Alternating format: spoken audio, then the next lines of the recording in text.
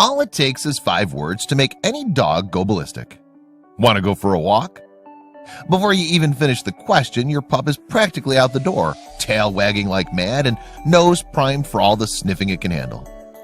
But what dog wouldn't be excited about a chance to stretch their legs? After all, what's the worst thing that could happen on a quick stroll through the neighborhood? Long Island man Jim Devaney thought as much when he began his usual jog around the block with his 6-year-old lab Carson bounding alongside him. It was a walk like any other, a perfect day, until one wrong move turned the leisurely stroll into a deadly race against the clock.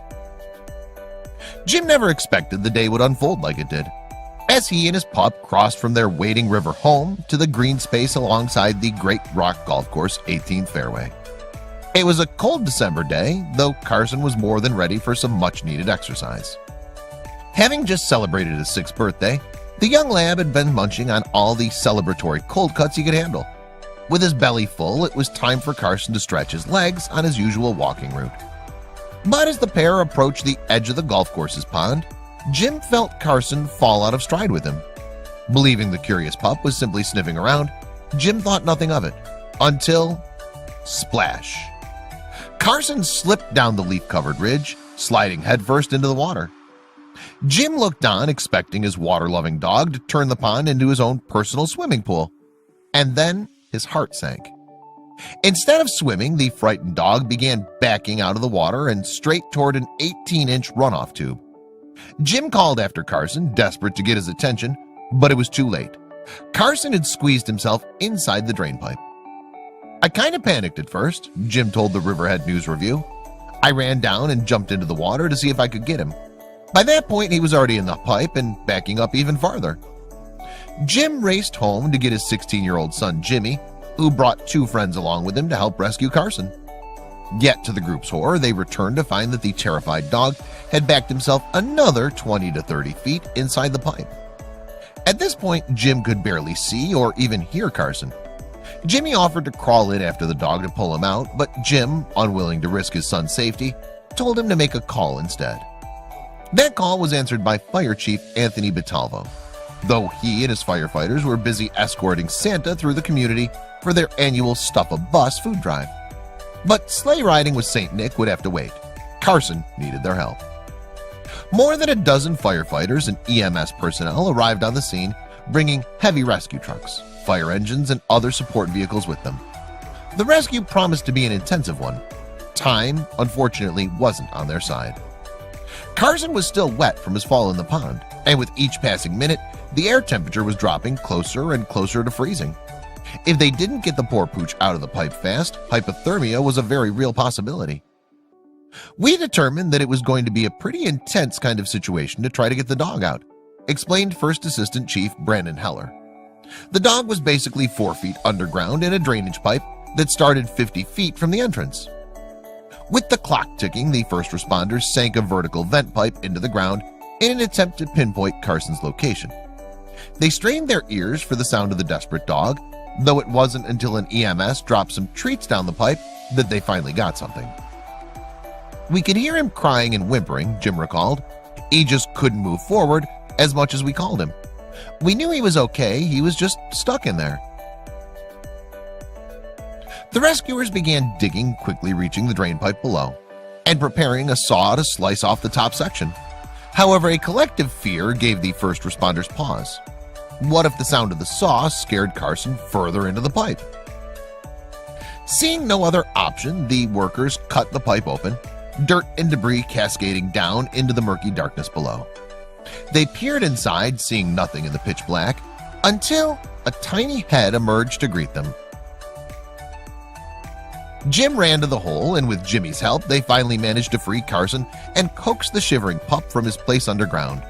Everyone was relieved, and while he'd been terrified just moments before, the sight of so many new friends got Carson wagging up a storm.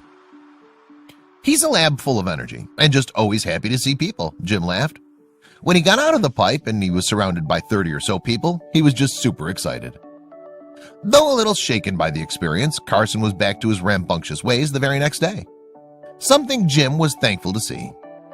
"The end result is he got a bath out of it and he got to meet a whole bunch of people," he joked. Jim also made sure to thank the first responders for their tireless efforts. Some of them had pretty wild stories, but if you were to ask Captain Scott Parkin of the Patterson Fire Department about the craziest animal rescue of his career, he likely wouldn't believe him.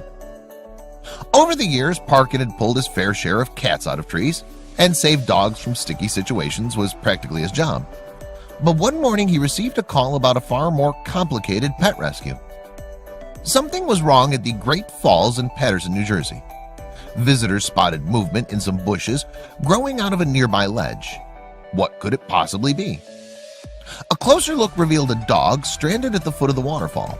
Nobody there could catch it, and one misstep would plunge the canine straight into the raging Passaic River. The situation was serious. The Great Falls spanned nearly 80 feet from top to bottom, placing it among the largest waterfalls in the United States. To make things worse, heavy rains from the past couple days made the waterfall's current incredibly fierce. Parkin would have to act fast. As luck would have it, he was the perfect man for the job. For one thing, he had 25 years under his belt as a firefighter and had handled plenty of disasters. He also had crisis management in his blood. His father, Joseph, was a longtime firefighter who passed along all his knowledge to his son. Back in 1976, Joseph even saved 2 dogs from that same waterfall. Now Parkin was destined to follow in his father's footsteps. Additionally, he felt more than prepared to put his life on the line for the pooch. Parkin believed that dogs are the best, sometimes better than people. The Patterson firefighter originally considered launching a rescue mission by boat. However, the powerful current made this option too risky. They were going to have to get creative. With the help of his team, Parkin hooked up a cable to a bridge above the falls and bravely rappelled down. Hopefully the dog would cooperate, or else the ride back up would go far less smoothly.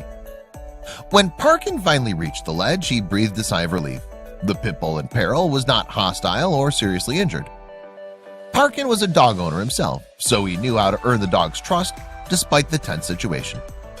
With a handful of food and a few encouraging words, he lured it closer.